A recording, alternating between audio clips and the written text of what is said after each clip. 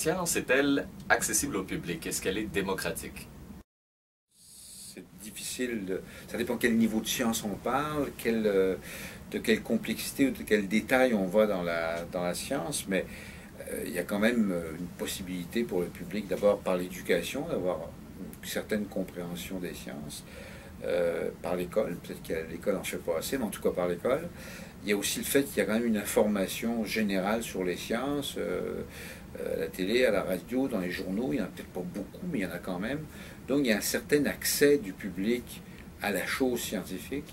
Je pense qu'effectivement les médias ont un rôle important à jouer pour donner au public, donner aux gens, aux auditeurs, aux téléspectateurs, aux lecteurs, donner de la matière scientifique. Bon, est-ce que c'est démocratique? C'est un grand mot, mais oui, je pense que la science a quand même, il est possible pour le public d'avoir une information, surtout en ce monde d'Internet et de sites web. Il y a quand même des sites scientifiques tout à fait extraordinaires, de toutes sortes de niveaux de spécialisation, mais il y a quand même moyen, effectivement, oui, d'avoir un certain accès à la science quand on veut l'avoir. Est-ce qu'il y a un devoir d'informer le public sur les résultats de la science et sur les découvertes scientifiques? Oui, je pense qu'il y a un devoir, en tout cas.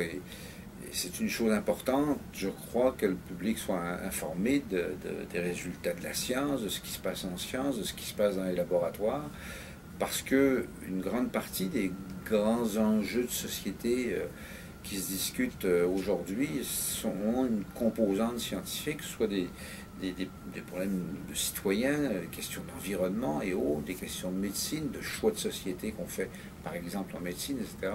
Il y a quand même beaucoup de questions, de problématiques sociétales, je dirais, qui ont une dimension sociale. Donc, effectivement, il y a un devoir d'informer, enfin il faut informer. Je pense que, encore une fois, les médias, je crois que les médias doivent participer à ce jeu de l'information sur toutes sortes de questions, mais y compris sur les questions de science. Est-ce qu'il est possible de vulgariser la science sans simplifier à outrance les théories scientifiques? C'est la grande question, hein. Vulgariser, à quel niveau on vulgarise? Est-ce qu'on trahit en vulgarisant? Est-ce que il y a le mot vulgaire dans le vulgariser? Est-ce qu'on rend la science un peu vulgaire? Bon, je pense pas. Je pense qu'on peut effectivement, au contraire, raconter la science à toutes sortes de niveaux. On peut raconter ça à des enfants de 6-7 ans, des phénomènes naturels. On peut aller un peu plus loin. Je pense que l'éventail de la vulgarisation, par exemple, entre une émission spécialisée comme la mienne, Les Années-Lumière, une émission de radio, qui est quand même grand public, mais pour un public qui veut un petit peu plus faire d'efforts d'aller, ou qui est un petit peu plus formé, ou qui a un peu plus de compréhension de la science. Il y a ça, mais il y a aussi de l'information très générale. Mais je pense que oui, même les choses excessivement compliquées, et ça c'est le travail des journalistes, des vulgarisateurs, mais même les choses extrêmement compliquées, on peut quand même les expliquer, les vulgariser, donc donner l'esprit général sans trahir ce qu'il y a derrière. Même des sujets compliqués comme, par exemple, on a beaucoup parlé du boson de Higgs l'année dernière, quand on a découvert cette fameuse particule. Il y a une façon d'expliquer que cette particule-là, le rôle qu'elle joue, pourquoi on la cherchait, c'est quoi son importance. Je pense qu'il y a toujours façon de vulgariser. C'est sûr que la science emploie parfois un vocabulaire très technique, très spécialisé, et c'est normal, mais il y a toujours moyen d'expliquer soit le vocabulaire, ou simplement d'enlever les gros mots, les mots compliqués, pour expliquer les notions de base, ou les découvertes de base, ou l'importance de ces découvertes-là, ou les questions qu'on se pose ou qu'on résout. Et une des façons de le faire, d'ailleurs, souvent, c'est de faire un peu comme de l'histoire des sciences. On se posait telle question avant, il y avait tel mystère, là il y a quelqu'un qui a répondu par ça, l'autre est arrivé derrière, il a reposé une question, etc. La façon dont la science se développe, parce qu'elle ne sort pas toute seule comme ça du chapeau des chercheurs, c'est parfois une bonne façon d'expliquer les questions, les sujets de science et médecine, etc. Et je crois que oui, il y a moyen de vulgariser toujours, toujours. Certaines personnes pensent que l'on devrait se spécialiser, développer des connaissances de pointe dans des domaines très précis. Vous, au contraire, vous proposez de vulgariser une vaste constellation de problématiques allant du fonctionnement du cerveau aux origines de l'univers. Qu'est-ce que vous répondez aux partisans de la spécialisation? Je crois qu'en sciences, et comme d'ailleurs dans beaucoup de disciplines, hein, si vous faites des études pointues en littérature, en philosophie aussi, dans tous les domaines, en sociologie, etc., à un moment donné, il faut se spécialiser, il faut une spécialisation, surtout dans un domaine où l'explosion des connaissances est telle que les grandes idées, on les a trouvées, mais souvent, il y a des petits points. Alors, donc oui, la spécialisation est absolument nécessaire, fondamentale, quand on fabrique, quand on fait, quand on produit des connaissances scientifiques. Et quand on regarde les articles scientifiques, souvent immensément pointus, parce que c'est la seule façon d'avancer et de comprendre les choses. Cela dit, il y a la vision globale, la synthèse, qu'est-ce qui ressort, c'est quoi l'idée générale derrière ça. Et ça, ça fait aussi partie de la compréhension de la science. Mais on ne peut pas comprendre l'univers, par exemple, sans faire des analyses poussées, pointues, des recherches pointues, donc sans se spécialiser ou s'hyper spécialiser. À un moment donné, il faut reculer derrière ça, faire des synthèses, essayer de comprendre ce que ça veut dire. Je pense que c'est entre les deux tout le temps que ça doit aller. La spécialisation et la surspécialisation, c'est nécessaire pour produire des nouvelles connaissances. Et à un moment donné, les gens, à partir de plusieurs connaissances, ressortent l'esprit général de ça, la signification générale, et ça, on le donne de façon, par exemple, en vulgarisation, mais il y a plusieurs niveaux de vulgarisation. Si vous lisez La Recherche en français ou Scientific American en anglais, c'est quand même assez musclé des oreilles. Hein, c'est de la vulgarisation, je dirais, de haut niveau. Si vous lisez Science et Vie, c'est plus simple. Donc il y a plusieurs niveaux de vulgarisation, mais pour vulgariser quelque chose, il faut avoir des connaissances, et pour avoir des connaissances, il faut les avoir produites, et pour les avoir produites, il faut se spécialiser, il n'y a aucun doute là-dessus. Est-ce que l'on peut avoir une démocratie en santé sans une population éduquée, en particulier une population qui comprend les théories scientifiques? C'est sûr que on est dans des sociétés compliquées, les enjeux de société sont compliqués, de plus en plus compliqués quand on pense les questions d'environnement, quand on pense les questions de changement climatique, quand on pense certains choix qu'on va faire en médecine, santé, certains choix éthiques, certains choix pratiques, certains investissements, pourquoi ceci plutôt que cela, est-ce qu'on doit mettre plus d'argent sur la maladie d'Alzheimer ou sur les maladies cardiaques, etc. Tout ça sont des enjeux qui, à un moment donné, se discutent au niveau sociétal ou de société. Et c'est sûr que ces enjeux-là, de plus en plus, et presque nécessairement, ont une dimension scientifique, technique.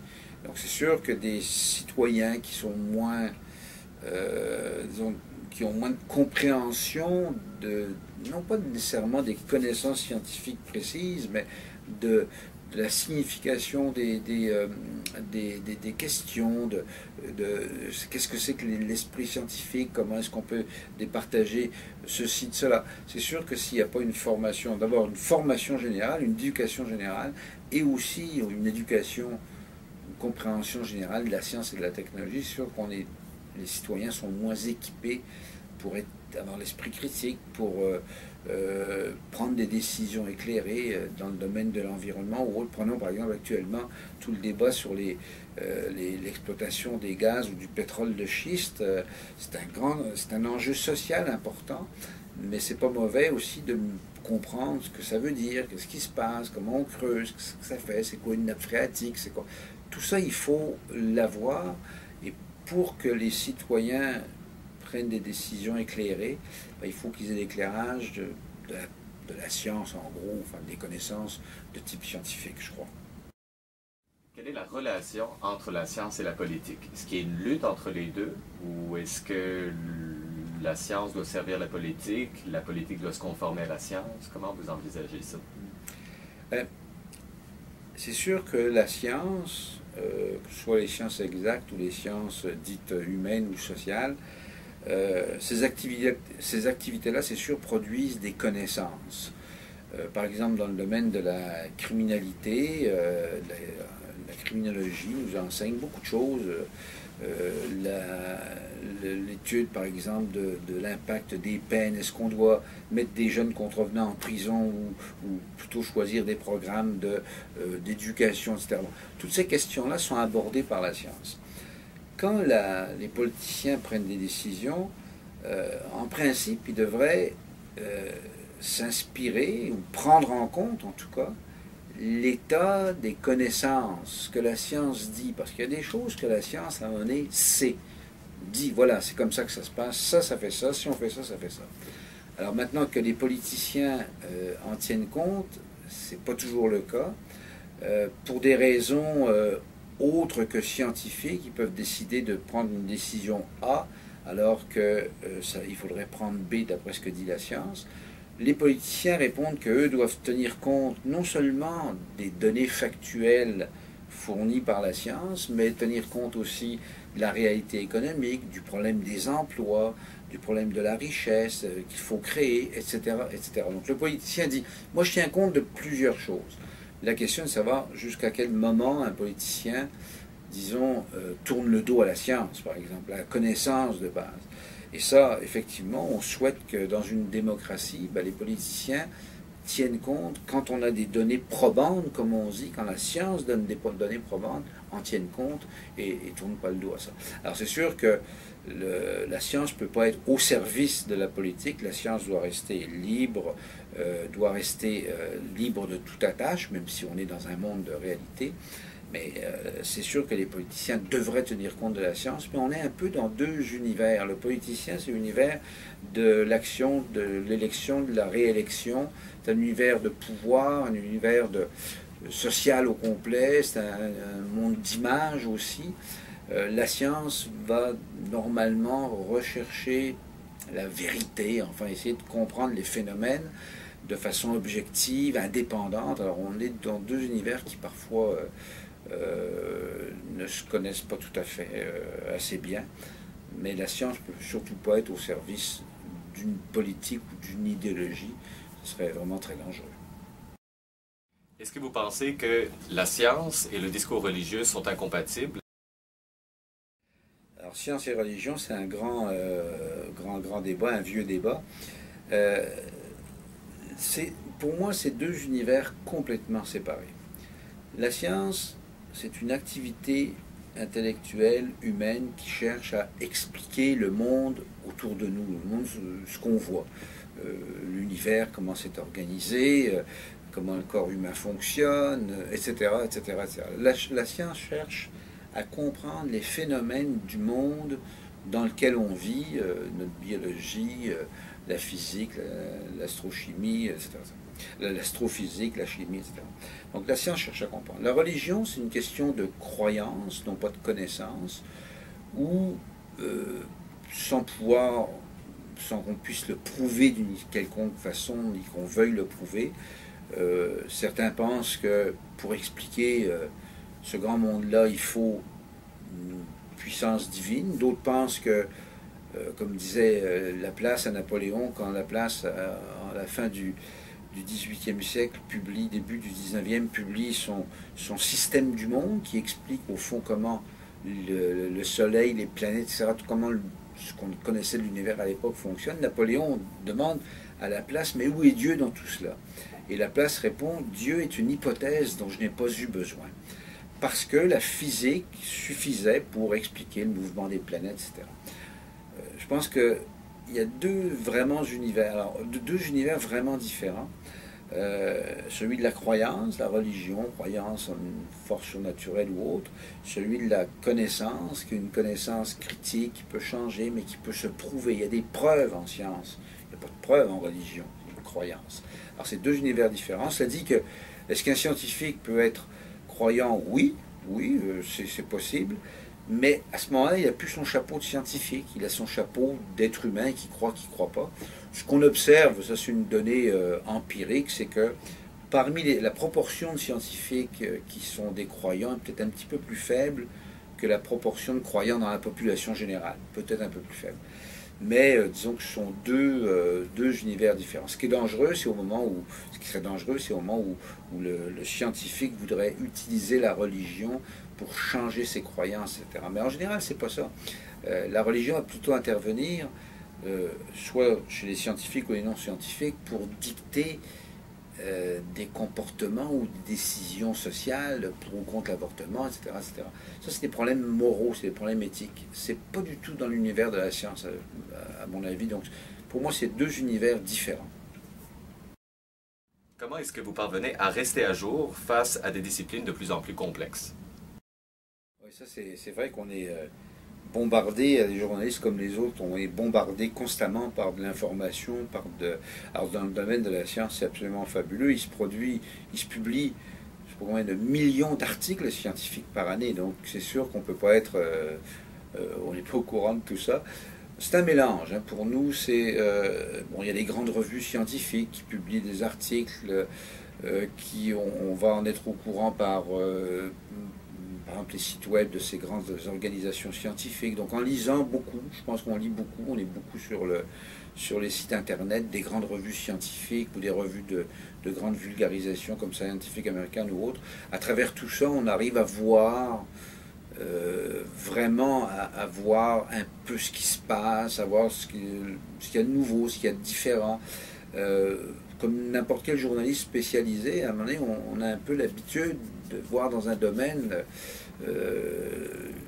Par exemple, récemment, je vois un article qui fait état dans nos sociétés d'une diminution de l'incidence de la maladie d'Alzheimer et des maladies analogues. C'est très surprenant parce qu'on parle tous de l'épidémie du XXe siècle.